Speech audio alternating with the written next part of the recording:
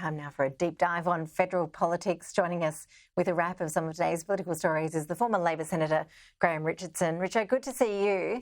Let's have a look at some of the big issues we're talking about this week, in particular the Coalition coming out with this big pledge to cut migration. Do you think politically the Coalition's on a winner with this one? Well, you know, I'm actually not sure. Usually I'm pretty definite about these things, but there's two ways of looking at this. We have a very, very big ethnic community and they are not going to be very happy with this.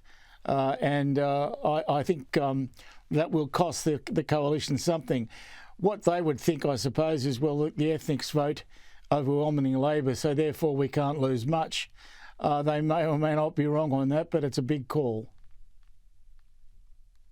It certainly is, absolutely. And of course, business groups not really happy about it either. They're worried about a shortage in workers too.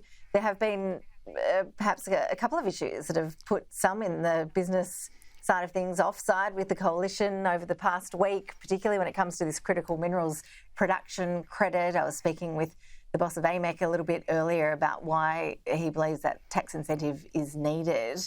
The Coalition obviously arguing that this is just giving billions to billionaires when it comes to offering a tax break to some of those big miners. What do you think? Is that production incentive a smart policy? Well, I think the billions for billionaires is always a good line. It's been around a long time, and I think it'll be around for a lot longer. So whenever you use it, I think you've got an audience out there for it. So I think it's something that you're going to hear a lot more of. Those words will be ringing in your ears shortly. Yeah, all the way up until the next election, no doubt. When do you expect that'll be, Richo? Do you think the Prime Minister might go early? Well, if I were the Prime Minister, I don't think I'd go early. I don't think it doesn't look to me like there's any rabbits out of the hat that the opposition is going to find. So I think I'd go full term. People like it when you go full term. You can sometimes be punished for going early. Hawkey was once. So I think you've really got to be careful about that. So if I was Albo, I'd just coast along to the finish line at the usual time.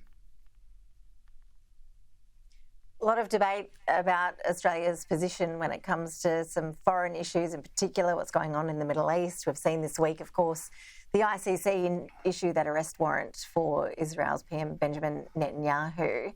Today, the Coalition is suggesting that Australia should be withdrawing from the ICC as a result. What do you think? Well, I think the ICC's made a stupid decision. That's all, just stupid. Trying to charge the boss of Hamas as well as Netanyahu's just dumb. And why they would do it, I have no idea. But all I do think is they should all be replaced, because if you're stupid enough to make this decision, you shouldn't be in that position.